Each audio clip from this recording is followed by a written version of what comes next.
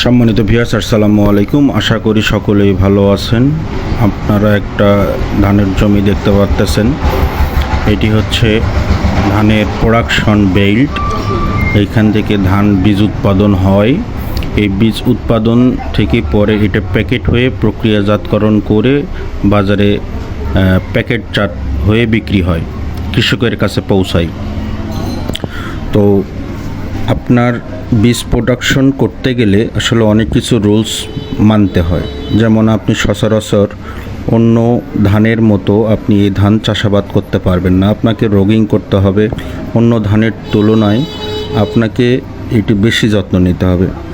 যেমন আপনাকে অবশ্যই 25 থেকে 30 দিনের চারা আপনাকে লাগাইতে হবে। দ্বিতীয়ত, ভালোভাবে সার কীটনাশক ব্যবহার করতে হবে। রোগ দেখার আগেই আপনাকে এই রোগের ট্রিটমেন্ট নিতে হবে। মানে যেটাকে বলে প্রতিকারের চাইতে প্রতিরোধ উত্তম। মানে রোগ আসতে পারে তার আগে ওই রোগের আমি ট্রিটমেন্ট নেব। এর ফলে সুবিধা হবে কি, আমার ধানের গাছটা খুব সুন্দর থাকবে এবং ধানগুলো পরিপুষ্ট থাকবে, যার ফলে বীজটা সুন্দর হবে। আপনারা সকলেই জানেন, বীজ ভালো তো সবই ভালো। বীজ ভালো তো আপনার ফলন ভালো। সেই দিক থেকে বীজ প্রোডাকশন করতে গেলে আপনাকে অবশ্যই এই রুলসগুলো আগে ফলো করতে হবে। তারপরে আসতেছে রোগিং করা। আপনার জমিতে যদি রোগিং পারফেক্ট পরিমাণে যদি না হয়ে যায়, তাহলে আপনার অসুবিধা হবে কি, আপনার ধানের বীজে মিশাল হবে। মিশাল হওয়ার ফলে কি হবে, আপনার ধানের কোয়ালিটিটা নষ্ট হয়ে যাবে। এই জন্য আসলে আমাদের সকলের উচিত বীজ প্রোডাকশন করতে গেলে আগে প্রপার ট্রেনিং এবং প্রশিক্ষণ নিয়ে তারপরে প্রোডাকশন করা উচিত। দেখুন, আপনারা জমিটা দেখতে পাচ্ছেন, কোনো বাড়তি ধানের গাছ নেই। তার মানে এটাতে পারফেক্ট রোগিং করা হয়েছে। এবং ধানের দানাগুলো দেখুন কত স্বচ্ছ এবং সুন্দর পরিপুষ্ট।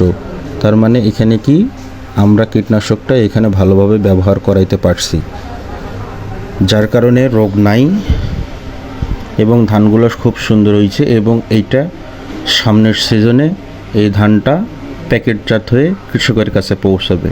আমাদের লক্ষ্য কৃষকের কাছে সুষ্ঠু, সুন্দর, সুস্থ বীজ উপহার দেওয়া। এই লক্ষ্য নিয়ে আমরা কাজ করতেছি।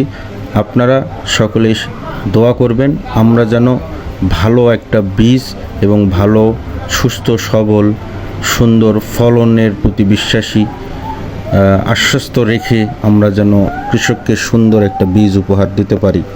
আপনারা দোয়া করবেন যেন আমরা ভালো কিছু কৃষিতে উপহার দিতে পারি।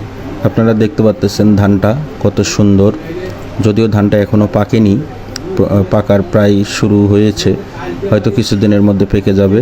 তখন আমরা এটা সুন্দরভাবে আলাদা করে মাড়াইয়া তারপরে রেখে দেব।